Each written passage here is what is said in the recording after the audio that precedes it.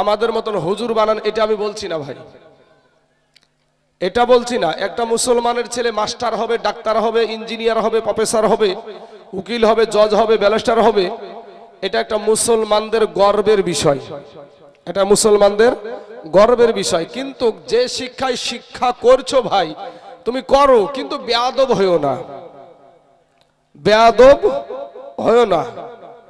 সম্মানিত আমার বাবাজি, আমার ভাই জানেরা, আজকে আপনি মারা যান বা আপনার বিবি মারা যাক, আপনার সন্তান যে কবরে নেমে কবরে নামানোর দোয়াটা যে পড়বে, সেই শিক্ষাটুকু আপনার সন্তান ভিতরে নাই। আপনি যে আপনাকে যে নামাচ্ছে, সেও কিন্তু একজন অন্য জনকে দিয়ে নামাচ্ছে, নিজের সন্তান নামানোর মতন, কবরে নামানোর মতন যোগ্যতা নাই, অন্য একটা মানুষকে দিয়ে কবরে আপনাকে নামাচ্ছে। তাহলে বাবাজি, শেষ বিদায়ে মুখের কাফুনটা যখন সরিয়ে পশ্চিম দিকে মুখটা ঘুরাবে, সেই টাইমে অন্য একটা মানুষও দেখে, নিজের সন্তানে দেখতে পাই না। ভাই, কিছু না হলে আপনার সন্তানটাকে কোরআন শিক্ষা দেন, নবীর আদর্শ শিক্ষা দেন। নবীর আদর্শ যদি শিক্ষা দেন, আপনার সন্তান কোনোদিন আপনাকে উঁচা কথা বলবে না। আমার নবীর আদর্শ এগুলা নাই। আপনি কিভাবে ভাত খাবেন, তাতে নবীজির আদর্শ আছে। আপনি কিভাবে বাথরুমে যাবেন, তাতে নবীজির আদর্শ আছে। আপনি কেমন পোশাক পরবেন, তাতে নবীজির আদর্শ আছে।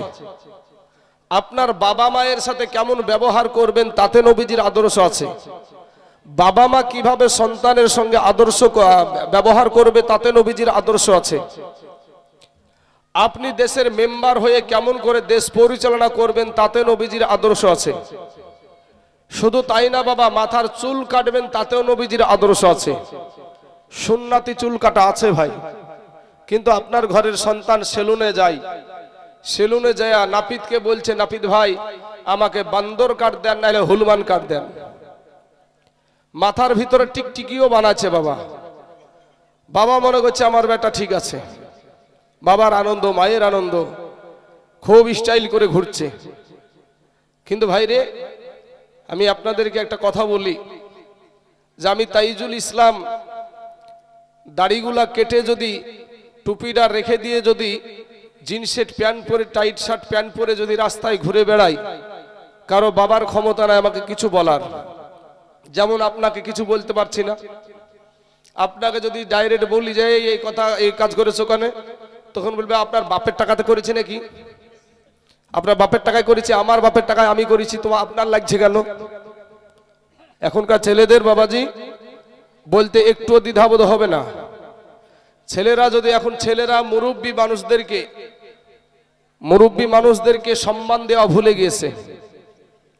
মুরব্বী বাবাজিদেরকে আমি বলবো, যুবক ভাইয়েরা, নৌজওয়ান তরুণেরা, যারা মুরব্বী বাপদক্ষী মানুষ, তাদেরকে সম্মান করবা, ইজ্জত করবা, তাদের কাছ থেকে দোয়া নিবা, আলেম উলামা থেকে দোয়া নিও, ইমাম সাহেবের হাতে কিছু হাদিয়া দিয়ে দোয়া নিও, মা বাপের কাছে দোয়া নিও।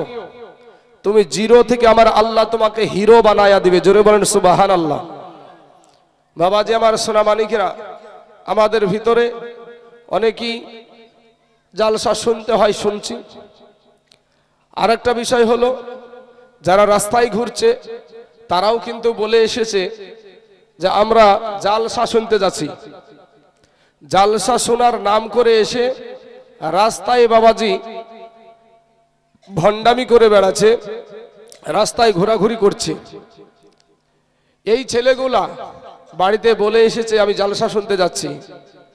সমস্ত পাপের মা হলো মিথ্যা কথা, সমস্ত পাপের মা হলো মিথ্যা কথা। একটা জালসা তালায় আসছে, তাও সে মিথ্যা কথা। ওই ব্যক্তিটা এই কথা বলে বেরিয়ে এসেছে বাড়ি থেকে, ও তো এ কথাও বলতে পারে, মাগো মসজিদে যাচ্ছি নামাজ পড়তে, নামাজ পড়ার নাম করে এসে দেখা যাবে যে অন্য জায়গাতে আড্ডা মারছে। ওদের জন্য এটা বাঁধবে না, ওই সমস্ত ছেলেদের জন্য এটা বাঁধবে না। সম্মানিত আমার বাবাজি ভাই, আমার যুবক ভাইয়েরা, আপনাদের যদি পা দুখানা আগায়, এদের পায়ে হাত দিয়ে বলি, ভাই গো মাস্তানি করিয়েন না, যৌবনের বাহাদুরি দেখায়েন না। এই যৌবন আজ আছে, কাল থাকবে না। বৃদ্ধ বাবজিদেরকে জিজ্ঞাসা করবা তাদের যৌবনের হালাত কি, তাহলে পেয়ে যাবা তোমার যৌবনের হাল কদ্দূর। তুমি ভাবছো হয়তো যে আমি মরবো না। এই ঈদের মৌসুমে যারা রোজা করেনি এই ব্যক্তিরা ঈদের আনন্দ পালন করতে গিয়ে কতজন আছে রাস্তাতে লাশ হয়ে পড়ে থেকেছে ভাই। রোজা করেনি যারা রোজাদার ব্যক্তি, যারা আল্লাহকে খুশি করার জন্য রোজা রেখেছে, এই ব্যক্তিগুলা কোনোদিন ওইভাবে আপনার মোটরসাইকেল চালিয়ে অ্যাক্সিডেন্ট হবে না। এই যারা রোজা করেনি দেখছে যে রোজা করিনি, তো ও তো রোজা করেনি, ও বলছে ঈদের আনন্দ করছে। মা বাবা বলছে ঈদের দিন একটু বেড়াবি তো, আনন্দ ফুর্তি করবি তো, কিন্তু রমজান মাসে ওই বাপ মায়ে তার সন্তানকে রোজা করাতে পারেনি।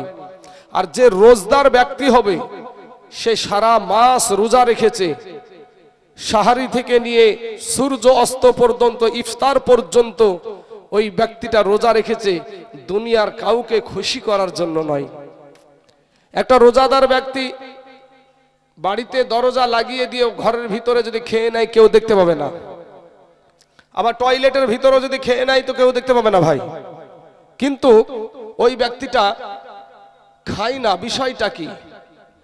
সারাটা দিন ও খেতে পারে, ফারিস্তা এসে কি একটা থাপ্পড় দিবে ভাই যে তুই এই বেটা রোজা আছিস, তুই খাচ্ছিস কেন? ফারিস্তা থাপ্পড় দিবে না। তারপরও খাই না, বিষয় কি? বিষয় হলো তাকওয়া। তাকওয়া মানি হলো আল্লাহর ভয়। ওই রোজা রেখেছে একমাত্র আল্লাহকে খুশি করার জন্য, রোজা রেখেছে একমাত্র আল্লাহকে খুশি করার জন্য। আল্লাহ বলছেন যে আস-সাওমু লি, রোজা হলো আমার জন্য, রোজা আমার জন্য। ওয়া আনা উজজা বিহি, এবং রোজাদারদের জন্য পুরস্কার আমি আল্লাহ নিজেই। জোরে বলেন সুবহানাল্লাহ। তাহলে এই রোজাদার ব্যক্তি ওই আল্লাহর দিদার পাওয়ার উদ্দেশ্যে রোজা করে। সারাদিন রোজা রেখে যা বাবাজি যে মজাটা পাওয়া যায় ইফতারের টাইমে, এই মজা কিন্তু রোজা না রেখে ইফতার করতে গেলে ওই মজা আর পাওয়া যাবে না। ছাগলে ঘাস খাওয়া মজা আর খাওয়াও তাই। তো আমার বাবাজি, আমার ভাই জানেরা, আমি বলবো আপনাদেরকে বলার উদ্দেশ্য যে আপনারা আপনার নবীর আদর্শের মালাটা গলায় পরেন, নবীর আদর্শের মালাটা গলায় পরেন ভাই। আজ আপনাদেরই পার্শ্ববর্তী জায়গা, আজ আপনি ভাবছেন আপনি হয়তো আজকে বহুত পণ্ডিতি করেন, বহুত রকমের পণ্ডিতি করেন, আলেম উলামাকে তাচ্ছিল্য করে কথা বলেন, কিন্তু এই আলেম সাহেবই আপনার বাবা মায়ের বিবাহ পড়ালছে। আপনার বাবা মা যখন মারা যায় তখন এই আলেমই কিন্তু আপনার বাবা মায়ের জানাজা করে। আপনি মহিরা যাবেন তো একটা মৌলবীতি জানাজা করবে। সম্মানিত ভাই, কোন আলেমকে আমাদের যিনি ইমাম সাহেব আছেন সাইমুদ্দিন ভাই 5 ওয়াক্ত থাকে গো, কি কথা বলেন না গো, বুঝতে আপনারা শুনতে পাচ্ছেন না? 5 ওয়াক্ত থাকে। তো 5 ওয়াক্ত যে সাইমুদ্দিন ভাই থাকে, তো বলেন ফজরের টাইমে আমরা সুন্নি মুসলমান সকলেই ফরজ নামাজের পরে হাত উঠিয়ে মুনাজাত করি না ভাই? এই মুনাজাতে সাইমুদ্দিন ভাই আপনাদের জন্য ভালো দোয়া করে না খারাপ দোয়া করে গো? ভালো দোয়া করে। জোহরের টাইমে মনে হয় খারাপ দোয়া করে, জোহরের টাইমেও ভালো দোয়া করে, আসরের টাইমেও ভালো দোয়া করে, মাগরিবেও ভালো দোয়া করে, এশাতেও সকল মুসল্লিদেরকে নিয়ে মুসল্লিদের ভালাই, তার নিজের ভালাই, তার বাবা মায়ের ভালাই, মুসল্লিদের বাবা মায়ের ভালাই, এই নিয়ে মোনাজাত করে। অথচ সেই ইমামের বিরোধিতা করা, মাচানে বসে সেই ইমামের পিছনে কথা বলা লোক আছে না নাই সমাজে? সম্মানিত আমার ভাই, আলেমুল আমাদের সাথে বেয়াদবি করিয়েন না, কপাল পুইড়া যাবে ভাই, কপাল পুইড়া যাবে। বাবা মায়ের সাথে বেয়াদবি করিয়েন না, মায়ের দোয়াতে আল্লাহর ওলি হয়ে যায়। জোরে বলেন সুবহানাল্লাহ। মায়ের দোয়াতে সন্তান আল্লাহর ওলি হওয়া যায়। বাবাজি আমার, সোনা মানিকের আমার ভাই জানেরা, আপনারা একটা কথা আপনাদের এখনো মনে আছে, বালির ঘাটে একটা যাত্রী সহ বাস চলে গেছিল পানির ভিতরে, মনে পড়ে আপনাদের? তো ওই যাত্রীগুলা মনে হয় সবগুলাই আমার এই চাচার মতন মনে হয় সব বৃদ্ধ মানুষ ছিল নাকি ভাই? যাত্রীগুলা সব বৃদ্ধ ছিল না, সব রকমের ছিল, শিশু ছিল, নারী ছিল, যুবক ছিল, যুবতী ছিল, সব ছিল, সবাইকে নিয়ে গিয়েছে। ওর ভিতরে অনেক মানুষ ইন্তিকাল করলো, তাহলে আসার সিরিয়াল আছে, যাওয়ার কোনো সিরিয়াল নাই ভাই। ভাইজান আপনার পাশেই একটা ছোট্ট ছেলে আছে, আপনারই মাথায় টুপি দিয়ে আপনার পাশে বসে আছে, ওই বয়সের ছেলে আপনাদের কবরস্থানে আছে না নাই ভাই? আছে। আমাদের মতন আপনার মতন বয়সের ছেলে আপনাদের কবরস্থানে আছে না নাই? আমার এই বৃদ্ধ বাবজির মতন বয়স এরকম মানুষ কবর আছে না নাই? আসার সিরিয়াল আছে, যাওয়ার কোনো সিরিয়াল নাই। কবি বলছেন, ও তোর গহনা যৌবন ফুরায়া যাবে,